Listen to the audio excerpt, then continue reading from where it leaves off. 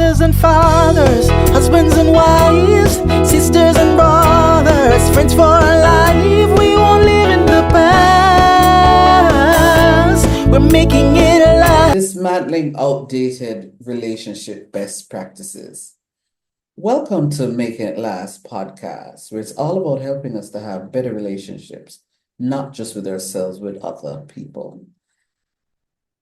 I'm sure you are just as intrigued as I am to find out what those outdated best practices are. And to tell us about that, we have Dawn Smith. She's a relationship coach and a speaker. Welcome, Dawn. Thank you so much. It's good to be here. So let's get right into it. What are those outdated best practices for relationships? Oh, well, there are many of them. I'll share a couple of my favorites. Okay. One of them is I don't believe in compromise. And I think almost all of us were taught that compromise is the key to healthy relationships, especially romantic, but workplace as well, friendship as well. Mm-hmm. And I don't believe in compromise. I think compromise is almost a dirty word because I think by definition, it means that you're both giving up what you really want. And so to Hmm. me, the idea is that you have to be creative. And the other reason I really have a hard time with compromise, especially with romantic relationships, is I think when you enter with that mindset, it right away puts you into a bit of a sort of defensive reactive type of positioning where you're Mm-hmm. trying to get as much of your way as you can. And the idea is that there's one way and another way. But what if instead you were really operating from this idea that we're a team and we're a unit or we're a collective and let's get creative. There's got to be something totally different that we haven't thought of. And so I think that's, both it's not anybody giving anything up, and some of it's semantics, right? But I think Mm-hmm. approach it from that mindset that we're going to be really creative and come up with a third path or a fourth path or a fifth path. It not only helps you come up with something that both of you can really love and get behind, Mm-hmm. also removes this sort of dualistic approach. So Okay. It's an that's one. interesting, yeah, it's an interesting word. I never thought of that before. Okay. All right, so Yeah. compromise next. Yeah. So the other one, which I just spoke with about on the TED stage, which was very fun, is the myth that you should never go to bed angry. Um, Okay. so that's a multi-layered one. There's several reasons why I don't agree with that one. And let me be clear that it doesn't mean that you should go to bed angry, but just that this idea that we're supposed to resolve everything Mm-hmm. for bedtime is wrong on so many levels. One is that we've lost our capacity for critical thinking, usually by late morning. So we have a very, very limited capacity for real critical thinking every day, every 24 hours. And it's usually used up within a couple hours after waking up. So that's one. And then the other thing is, we tend to experience anxiety and worry more and have our minds racing by late at night. And so this idea that everything's supposed to be resolved before bedtime often ends up making things worse. And so the solution is often, you know, have a code word or a mantra or a phrase, let your partner know that you care about them, and set a time the next day to work through things. Okay. All right. Next. I'm loving it. Loving it. Mm-hmm. Um, one of the other ones, okay, so one of the other ones is that intimacy is automatically going to die off, right? That's just a given. Mm-hmm. It's often true. I mean, now I'm talking strictly romantic relationships, right? This Okay. idea that you have this honeymoon phase and that there's all that excitement there, and then that's going to fade. Mm-hmm. Yes, relationships go through different phases, and we have to be prepared for the evolution and the ebb and flow. But I think when you look at it, so my background is in habits, right? The neuroscience of habits and patterns, and why we so often stick with patterns even when they're not working for us anymore. Mm-hmm. Mm-hmm. And what I see with couples is that often that's more a habit and a pattern that they've fallen into. So Mm-hmm. this idea, like the frog in boiling water kind of thing, where just over time you Mm-hmm. start to decide that you're busier and busier and that work is going to take priority and kids are going to take priority. Right. And that gets pushed and pushed and pushed. And the irony is so often couples come to me and they both want more intimacy, more fun, more romance, more excitement. They both want it. So there's no reason for them not to have it, except that it has to get reprioritized. Right. And so I think the easiest trick for that is just really planning regular romantic dates. One of the tips that I give to my couples, it's little, but it makes such a big difference, is take turns with who plans it. Because that's an automatic way to build some sense of being like you're dating again, some sense of excitement, some sense of romance back in. You're just taking turns planning something for your partner instead of just, oh, it's Friday. We said we'd get tacos, let's do it, which is fine once in a while. But if we're talking about building back in romance and intimacy, it takes some intentionality. Yeah. I think that's a key word you used just now, intentionality. And I think people more often than not don't recognize that you have to be just as intentional about your romantic relationships and connections as with anything else. So yeah. It's something like 35 years ago that the 7 Habits of Highly Effective People came out. This Stephen Covey book that was considered a business book. But to me, it's really like the fundamentals is that we're in a culture and societally where we often still prioritize everything that feels urgent, right? And the things that are actually truly at the heart of hearts important to us, our well-being, our primary relationships, it's like, I'll do that when there's time left over. There's never going to be time left over. So much of this is just remembering to flip that script. It's the intentionality. It's I'm going to put that on the calendar first and build everything else around it. Yeah. I'm curious. I want to turn the tables on you. What are your thoughts on these? Have you had personal experience with these? What are your thoughts?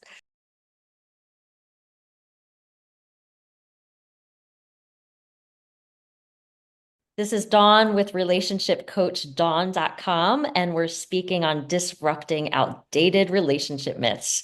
We're going to pause for a word from our partners. You can't live your best life without a healthy immune system. Boost your immune system the delicious way with Zappy's organic juices and punches. Made from local produce with zero added sugar, our juices cleanse and revitalize your body as they boost your natural immunity. Try our delicious flavors: Beat It, Berry Bomb, Get Fresh, Ton Up, and Island Splash. Find us on Instagram at Zappy's Organics, or call or send a WhatsApp message at 1-876-779-8910 to order today. That's 1-876-779-8910. Zappy's Organic Juices and Punches. Live your best life today.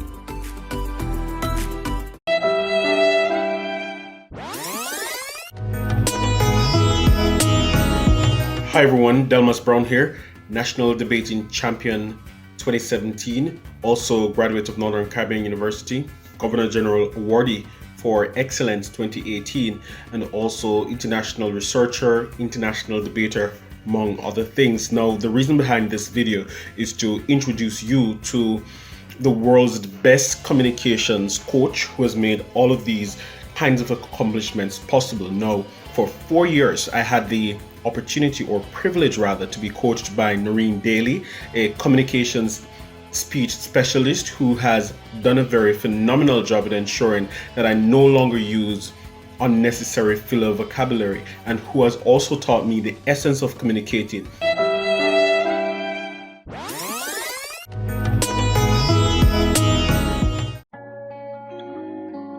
Langdo Language Institute was created to meet your language and communication needs.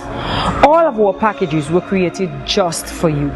We are passionate about language and dedicated to your success. We offer the CSEC English program, the Study Body program, the Get Ahead with English program, and the Business Communication program.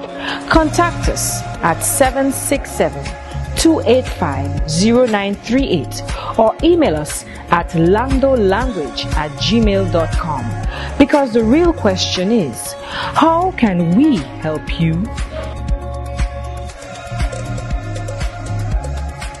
welcome back.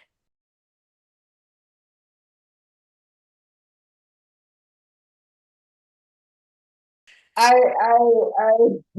am absorbing all of this because I've heard, especially the whole idea of compromise, the whole idea of never go to bed angry, the whole idea of, excuse me, intimacy will wane. And I believe, you know, I might be guilty of that. Hence, when you said the whole idea of being intentional, I can definitely relate to that. And I'm sure a lot of my listeners and viewers will as well, because it is, you grow up hearing all of these things and you're in different circles and you hear that so much that you literally internalize it and you live it Absolutely. without even realizing it. So even the whole idea of compromise, when you were saying, putting a spin on it, I was like, that is true. Because if you're not careful, it does create that whole idea of almost being defensive and defensive, especially in a romantic relation, is not a good thing. Because Yeah, agreed. it's not a good thing. Yeah. Yeah, because when you get defensive, it's a lot of, yeah. 100%. And so I'm glad you brought that up, I think. And Mhm. all of this is easier said than done, right? Definitely. I mean, I joke that I'm the cobbler who has no shoes. I mean, yeah, I all of these things are easier said than done. Mhm. But on that defensiveness piece, so one of the other things that I'm really passionate about, and the more I learn about it, the more interesting it is. We are actually wired differently, right? So if you look, this isn't strictly on gender lines, but when Mhm. I studied male and female brains, there's something to do with how much gray matter and white matter we use that has to do with how we process and communicate. And even Mhm. I work with same-sex couples or non-binary, we still usually see that in any romantic couple, one is more one way and one is more the other way. We're drawn to our counterpart. But with that, one is more likely to have the sort of ability to compartmentalize and focus very intently on one thing at a time and move on to the next thing, and tends to process more internally. And the Mhm. other, where those of us, myself included, who use more white matters are the areas that form all sorts of associations. Mhm. And so we tend to be better multitaskers. We tend to be planners and creatives and pull all these Mhm. pieces together. But what happens to that is it often gets all tangled up and everything feels equal priority, and we need to talk things out. So that part about when a couple, it's nighttime, and often, but not always, it's the one who has this internal piece who's like, we got to figure this all out. And the other one's like, whoa, this is intense. Let's just put it here for now and take some space. Mhm. Mhm. Right. And it can feel so personal if you don't know that it's just that you process differently. Right. So it can feel like this person, the one who does all the internal stuff, is they're just too much and they're being too dramatic and they've got going all over the place with stuff. And it can feel like the other one is being very cold and, be detached and not willing to Mhm. process it really, but they're just actually processing differently. Yeah. And Yeah. so a lot of times recognizing that that's the piece, that defensiveness, that reactivity. So, I mean, I feel like at the heart of it, the most common thing people are coming for is they don't feel like a team. They don't feel like a unit. And that's true in work environment Mhm. and Mhm. sometimes in friendships, right? Where you start to feel like you're siloed and you're not operating Mhm. cohesively. And Yeah. then it can accentuate that defensiveness and reactivity. So Yeah. Yeah. Yeah. And then it's just a never-ending downward spiral, literally. Yeah. it can be, yeah. Yeah. Yeah. Any other you want to share before we wrap up? Oh, I mean, those are my main ones. I feel like I guess one of the other ones is this idea that, talk through everything. You should always talk through everything with your partner.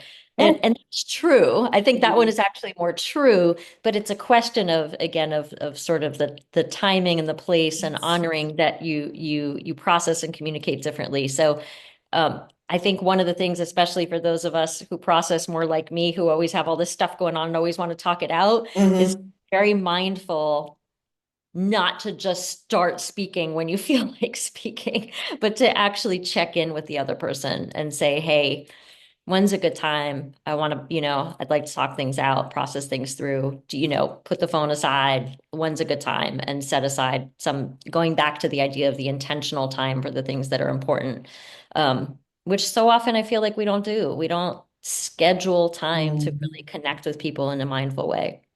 Yeah.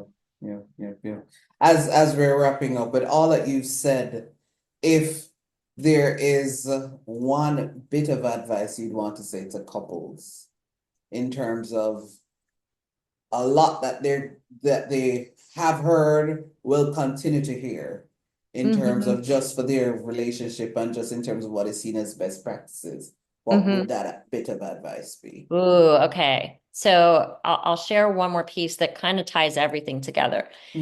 Our minds are wired for negativity bias. So we are much more likely to see what's not working. And the Gottman Institute, right? They're kind of the foremost researchers on successful couples. And they have found at the heart of all of these things is that when couples are having a hard time, it's almost always because they don't feel appreciated. That's at least a piece of the puzzle. And so showing appreciation, saying, even if you have to make a ritual of it and just say 3 things I appreciate about you, that flips that negativity bias script. So what they found is this I find so fascinating, and I'll end on this, but the Gottman Institute found what they call a magic ratio. The magic ratio is that when they studied these dynamics, it takes 5 positives to balance every real or perceived critical remark from our partners. So often couples come to me and they're like, oh my God, it's so awful all the time. We're so hard on each other. And the other person's like, I literally just told you look beautiful today, right? And both can be true, because if it's 50-50, it's going to feel terrible. Now, what I find so fascinating is the Harvard Business Review did a similar study in the workforce. The statistic was virtually identical. One found it was like 5.2, the other found 5.4 of how many positives we need to balance every critical out. And really, that's at the heart of this, right? If we can start with the positive, even if it feels awkward and weird, start with the affirmations and the appreciations, make it a habit, and assume the best of our partners. Assume that if we feel like they're giving us a hard time, maybe it's just because they process and communicate differently, and have that be the starting point. That would be my advice. Excellent note to end on. Thanks for sharing, Dawn. Appreciate it so much. Thank you for the opportunity to share on this. This was Make It Last podcast, where it's all about helping us to have better relationships, not just with ourselves, with other people. I'm Noreen Daly. Until next time. Mothers and fathers, husbands and wives, sisters and brothers, friends for life. We won't live in the past. We're making it alive.